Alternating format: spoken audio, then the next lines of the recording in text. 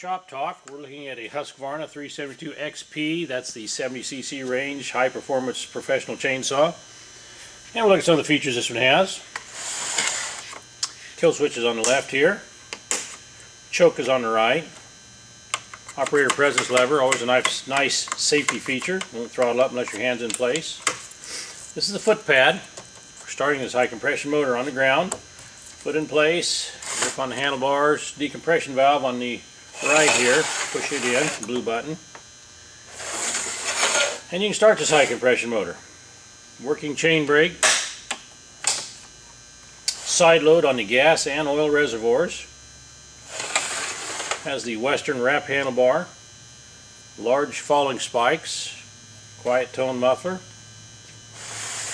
Chain tensioner, loose the two bar nuts up right on the side of your tensioner. Has the heavy duty filter system. Easy access. Just a very nice professional Swedish made chainsaw.